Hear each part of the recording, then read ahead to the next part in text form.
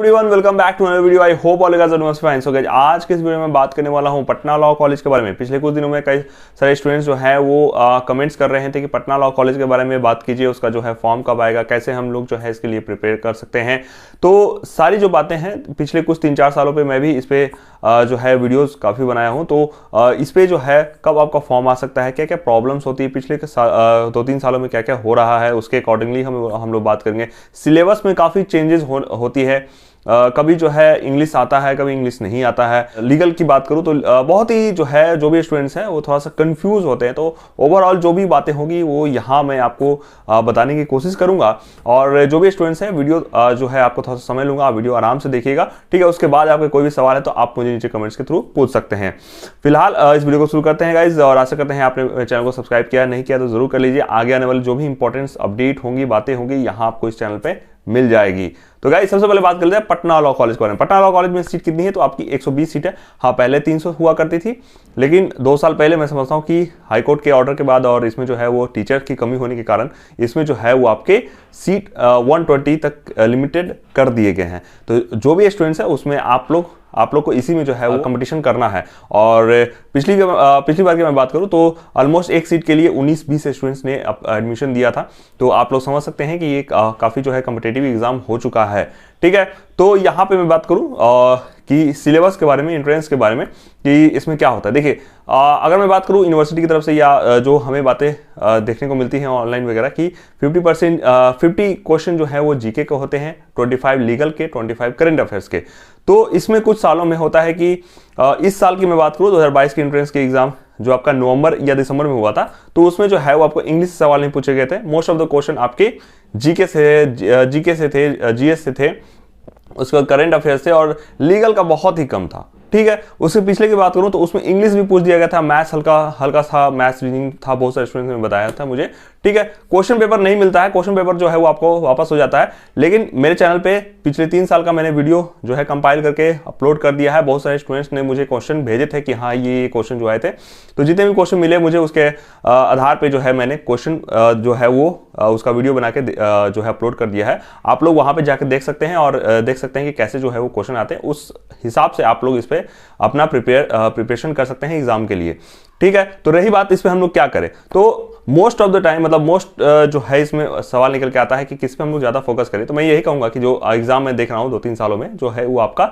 GK centric है, मतलब GK से ज्यादा क्वेश्चन पूछ जाते हैं, हिस्ट्री, ज्योग्राफी और आपके पॉलिटी वगैरह। पॉलिटी पे फोकस करें, मैं तो यही कहूंगा कि इसमें जो है लॉ का है तो पॉलिटी से क्वेश्चन आते हैं, अच्छे खासे आते हैं। फिर उसके बाद जो है वो आपका जीएस से भी रहता है, तो जीएस मतलब साइंस, फिजिक्स, केमिस्ट्री, बायोलॉजी पे भी ध्यान दीजिएगा। और उसके बाद जो है करंट अफेयर्स में मैं कहूंगा कि 1 साल का करंट अफेयर्स जरूर पढ़ लीजिएगा, काफी इंपॉर्टेंट होता है। नहीं तो 6 मंथ एकदम इसमें जो है पिछले 6 महीने, जैसे कि एग्जाम मान लीजिए आपका हो जाता है, सब कुछ ठीक रहता है तो एग्जाम काफी लेट होता है, इस पे आगे मैं बात करूंगा। तो 1 साल का तो आपको होना ही चाहिए, और 6 महीने तक का फोकस मतलब उसमें जो है तैयारी आपकी होनी चाहिए, ताकि कोई भी करंट अफेयर्स आता है। देख, करंट अफेयर्स इसमें कुछ कहा नहीं जा सकता है कि कौन आया, कैसे होगा, क्या नहीं होगा, लेकिन फिर भी आपको अपनी तरफ से जो है उसको प्रिपेयर करके जाना है, ठीक है। ये बातें हुई आपके सिलेबस के बारे में। और पिछली बार जो है मैंने इंग्लिश की भी तैयारी करवाई थी, आपके सिनोनिम्स करके जो है वर्ड मीनिंग पे प्रिपेयर करवाया था, लेकिन उसमें बहुत सारे स्टूडेंट बताया कि नहीं आया इंग्लिश से, तो वो थोड़ा सा लगा कि क्योंकि इसमें कोई फिक्स नहीं है, ठीक है।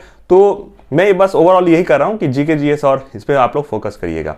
इसके बाद है कि प्रिपरेशन कैसे करें, तो कोई भी 1 लाइनर बुक ले लीजिए, जैसे लूसेंट का है, दृष्टि का भी जीके आता है, और आपके क्राउन भी आते हैं। तो आप कोई एक बुक ले लो, ठीक है, एक बुक ले लो और उसको उसी में फोकस करो। मैं कहूंगा कोई उसी बुक को पढ़ लो, क्योंकि कोई भी अगर लेते हो, जैसे लूसेंट लेते हो या आप दृष्टि की लेते हो, तो उसमें सब कुछ रहता है आपका जैसे कि ज्योग्राफी रहेगा, पॉलिटी रहेगा, हिस्ट्री रहेगा, मॉडर्न रहेगा, उसमें मिडाइवल और एशियन रहेगा, और उसमें जीएस भी रहता है, तो जीएस को भी फोकस करते हो। हाँ, करंट अफेयर्स के अलग से ले सकते हो, जैसे एडुटेरिया का काफी अच्छा था, और भी आपके जो एग्जाम होते हैं, प्रतियोगिता दर्पण, ऐसे बुक्स जो है वो आप प्रेफर कर सकते हो।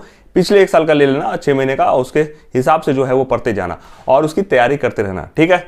सीट बहुत ही लिमिटेड होता है, और क्वेश्चन भी जो है वो अच्छे खासे क्वेश्चन लेवल के होते हैं, मतलब ज्यादा हाई लेवल के नहीं होगा, लेकिन कॉम्पिटिटिव एग्जाम की तैयारी करते हो तो उसमें आपको दिक्कत नहीं होनी चाहिए। लेकिन अगर आप नहीं करते हो प्रिपरेशन वगैरह ऐसे एग्जाम्स की, तो इस पे आप लोग फोकस जो है अभी से करना शुरू कर दो। ऐसा नहीं होना चाहिए कि मैं फॉर्म भरूंगा या एडमिट कार्ड आएगा तब मैं तैयारी शुरू करूंगा। बहुत सारे स्टूडेंट्स ऐसे गलती करते हैं और उनका एडमिशन नहीं होता है। ठीक है, काफी समय हो रहा है तो मैं जल्दी से अपनी बातें खत्म कर लेता हूं। ठीक है, तो ऐसे जो है वो आप लोग प्रिपरेशन कर सकते हो। ज्यादा बुक लेने की जरूरत नहीं है, एक बुक लो, एक से दो बुक लो और उसको जो है खत्म करो और उसको जो है वो आप लोग अपने हिसाब से जो है वो अपने प्रिपेयर कर लो और पिछले साल का क्वेश्चन देख लो कि कैसे क्वेश्चन आते हैं, वो उसको भी आइडिया लेकर चलना है कि कैसे जो है आपको प्रिपरेशन करनी है।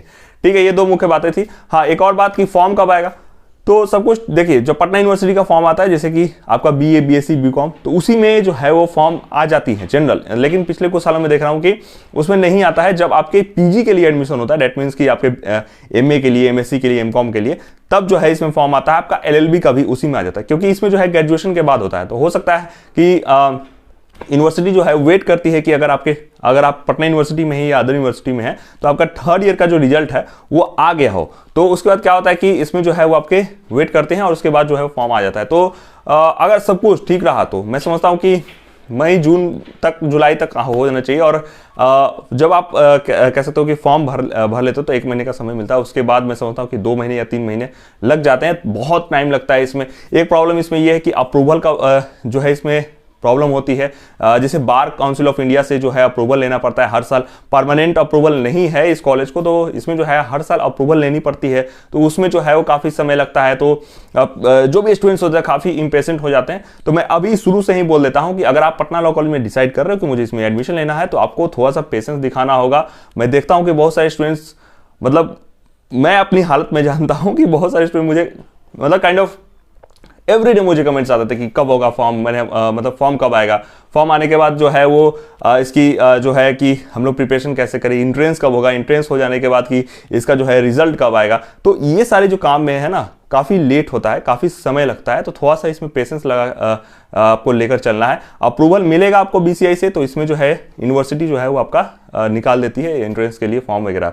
तो पेशेंस बना के रखना, ठीक है, क्योंकि इसी साल 22 का जो है वो आपका नवंबर या दिसंबर में हुआ और आपका मैं समझता हूं कि 2021 का एग्जाम आपके 2022 के जनवरी में हुआ है। तो आप लोग खुद समझो कि कितना जो है लेट होता है इसमें।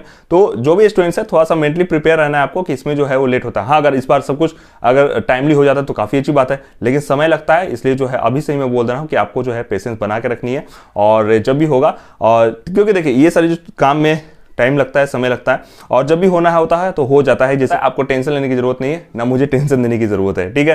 तो मैं बस यही कहूंगा। और उसके बाद जो मैं समझता हूँ कि जो भी मेन बातें थी कि इसमें जो है वो आप लोग अच्छे तरीके से जो है प्रिपेयर, क्योंकि इसमें जो है वो 120 ही सीट्स हैं। और मैं समझता हूँ कि हाँ, रही बात की बहुत सारे स्टूडेंट पूछते हैं कि अटेंडेंस वगैरह के बारे में, तो अटेंडेंस नाम लिखा रहे हो तो ऑफकोर्स आपको कॉलेज जो है वो डेली जाना चाहिए। और ऐसा मुझे नहीं लगता कि ज़्यादा स्ट्रिक्ट है वहाँ पे। मेरे टाइम में तो उतना स्ट्रिक्ट नहीं थे, लेकिन अभी कुछ नहीं कह सकते। लेकिन हाँ, 75% तो आपको मतलब जाना ही चाहिए। अगर कॉलेज करने जा रहे हो तो कॉलेज में समझता हूँ कि आपको डेली जाना है, ठीक है। उसके बाद जो है पढ़ाते कैसे हैं टीचर, जो फैकल्टी हैं, तो मैं सोचता हूँ कि कुछ टीचर्स हैं, मतलब कि सारे जो टीचर्स हैं, मतलब समझाने में, पढ़ाने में जो है हिंदी का ही यूज़ करते हैं, कभी कभी इंग्लिश का भी करते हैं, लेकिन समझा देते हैं आपको हिंदी में, तो आप उसमें आपको टेंशन नहीं होगी। बस यही है कि आपको खुद से क्लास करनी है, क्लास डेली करनी है। तो यही सब जो बातें थी, ये सारी जो बातें हैं निकल के आ रही हैं। इसके बाद जो है मैं बात करूँगा आपका CUET के बारे में, क्योंकि कि 3 ईयर्स LLB करना चाहते हैं सेंट्रल यूनिवर्सिटी से, तो उसमें कैसे जो है प्रिपरेशन करेंगे, कैसे क्या सारी जो बातें होंगी वो होंगी। मैं तो यही कहूँगा कि अगर आप जो है सेंट्रल यूनिवर्सिटी यानी दैट मीन्स कि CUET का तैयारी कीजिए, जैसे कि BHU में जाने की कोशिश कीजिए, DU में जाने की कोशिश कीजिए। वहाँ नहीं होता है तो इसको जो है ऑप्शन में रखिएगा। हालांकि पटना में ये अच्छा कॉलेज है, इसमें इसके लिए जा सकते हो। बस यही है कि इसको जो है वो इसको भी ऑप्शन में लेकर, और भी अदर ऑप्शन है उस पर भी आप लोग ज़रूर जाना, ठीक है। बाकी सब कुछ सही है। और इसमें जो है वो आपको बस एक एंट्रेंस की प्रिपरेशन करते रहिए, और समय समय पे जो भी अपडेट्स वगैरह आते रहेगी वो यहाँ आपको इस चैनल पे मिल जाएगा। तो चैनल को सब्सक्राइब कर लीजिएगा, अपने दोस्तों के साथ शेयर कर लीजिएगा। मेरा टेलीग्राम चैनल है AK रंजन, वहाँ पे भी जुड़ सकते हैं। कोई भी अपडेट्स होती है तो वहाँ मैं आपको बताता हूँ। इंस्टाग्राम मेरा AKR ब्लॉगर है।